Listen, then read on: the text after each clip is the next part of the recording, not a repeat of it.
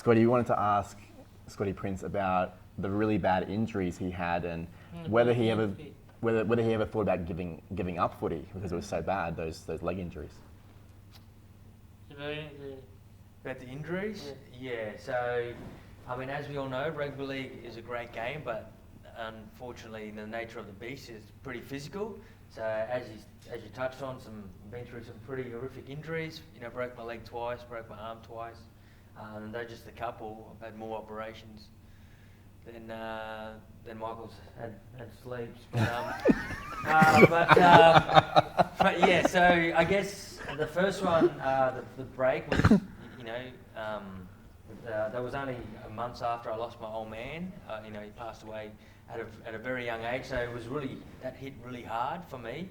But then I got back, and when I broke it the second time, I think it was my first game back after that rehab and injury. I broke the leg again, and that's when it hit really hard. And I sort of woke up, I think 4 or 5 o'clock in the morning, crying and thinking, maybe I'm going to have to give the game away. So I remember saying to myself, I committed that I'm going to give it one more crack, and then if I break my leg again or anything really badly at that time, I was going to, probably find another job. So, any room on the footy show?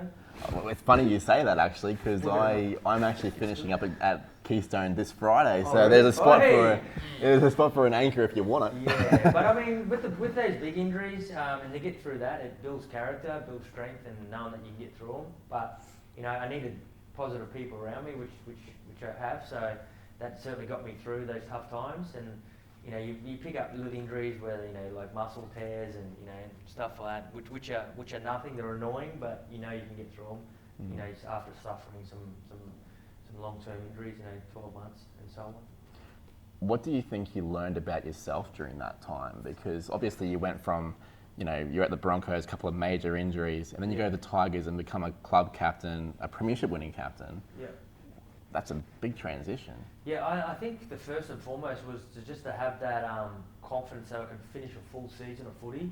Because I went from the Broncos where in 3 years I've only played 22 games over those 3 years, so I was pretty injury prone. And then I went down to the West Tigers and I played every game for 3 years, including some Origin games as well.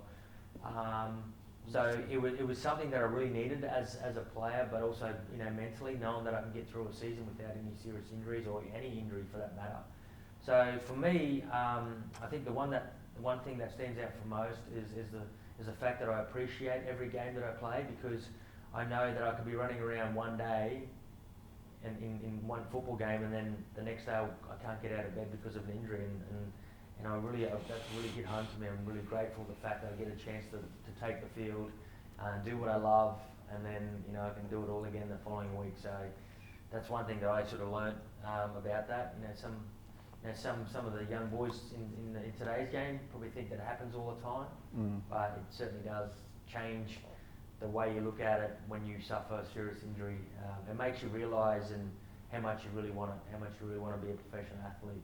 It builds character. And some have some serious injuries where their career has to stop because of it. But to bounce back time and time again, it really hits home, in terms of how much you really want it. And that's the lesson I learned.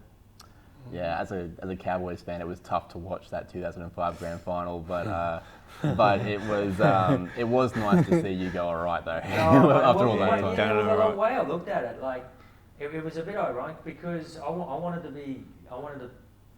lead the Cowboys to their first premiership, and as a kid, that's all I wanted. Especially being at home, a Queensland boy. Yeah. So to play against them in the grand final was a bit surreal for me, and I'm thinking I should be there, but I'm here. And the way I looked at it, I just looked at the journey that all I went through, and I looked at my opposition, which is not generally just the halfback, and it was Brett Furman at the time. And I just remember saying to myself, does he deserve this more than me? And I'm like, I don't think so. And that's what got me there, and I thought, no, I'm going to win this. Not only for my team and club and fan, but I want to win it for me. And that's pretty much why, I just no hard feelings. And at the end of the day, the Cowboys got one 10 years later, and everyone's happy. I was happy that day. That's for sure. I can tell you that. Well, it doesn't sound like it. We do have a couple more questions for you, Scotty. Terry, you got the next one. About the Titans next year, a couple of big signings. How do you reckon they're going to go? Yeah, they got a couple of big signings. How do you reckon they'll go next year? I think they'll go well. They're certainly one of the form teams of finishing this season, 2020 season. That's probably one team that hoped that the season didn't finish so soon. Yeah, because they're creeping up at the end, yeah. eh? So you look at it now, they potentially could be, top eight team where they could almost rattle a few cages up there in those top 4 teams. But you speak of some of the signings. I think Big Tino. It's so hard to pronounce his last name. Probably do it better than me. Terry from down in Melbourne. Like he's a very good young forward coming through. Yeah, and also you stole one of ours in the Broncos, Jay Fafita. Yeah. So so he gets the opportunity to go down there. And they're building nicely, the Titans, and it's taken quite a while for them to start to realise what sort of team they've got on paper, and they start to perform. So you'd have to take your hat off to their new coach, Justin Holbrook. He's done a great job. Yeah, very good. Ash Taylor's playing some good football as well, and Jamal Fogarty, the halfback, as well. So they're hitting some form. And AJ Brinson. He's killing AJ. Yeah, at the back. So they've got a good young team with some quality pickups. So they're going to be a strong team next year.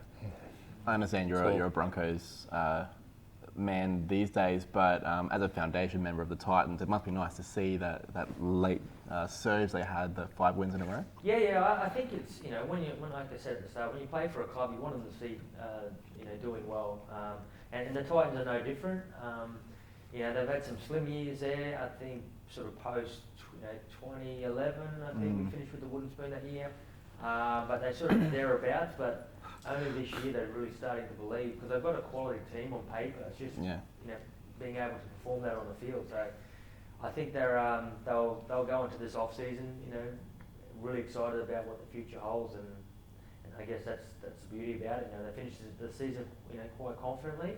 So now they just got to build and start with a tough pre-season and kick it off in 2021. Sounds good. And our last question comes from our sleepy friend Michael, and it's about the Broncos. So Michael, do you want to ask Scotty Prince, why do you think the Broncos got the wooden spoon? This is going to be hard for you, Michael? Okay. All right, here we go. Why do you think the Broncos got the wooden spoon this year? I think there's a number of reasons. One is because Justin Hodges and Scott Prince wasn't playing.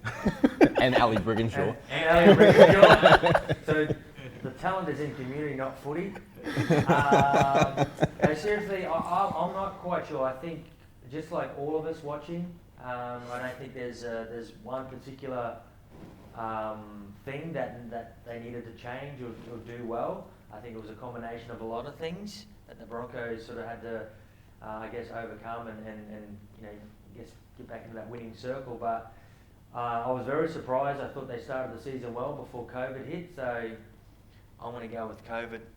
That's what went wrong with the Broncos. COVID. Yeah, because they all went down Certainly after the They COVID. did. They won 2 out of Yeah. 2. They went on their 8-week break, and And then- COVID ruined it. Yeah, 1 out of And 18. another question, how do you reckon they'll go next year with Well, Kevin depending on Walters? if COVID's around, I think they'll go well next year. I think they announced the coach, Yeah, Kevin Kevin Walters. Walters. yeah. So him being a very passionate and proud Bronco. Yeah. I think it will instill a lot of that Exactly. that culture back into the club, and They that need it. winning feeling. They Yeah, need yeah. it. So I guess the secret with Kev is to have a really good staff around him in terms of football staff. But Yeah. they certainly got the talent here, and with the young boys coming through, and they'll be better for the run. So it all starts in the pre-season. They need a tough pre-season. Well, Scotty Prince, do you have any questions for us at all? Or no? How long's the footy show been going? Keystone Footy Show? Since the start?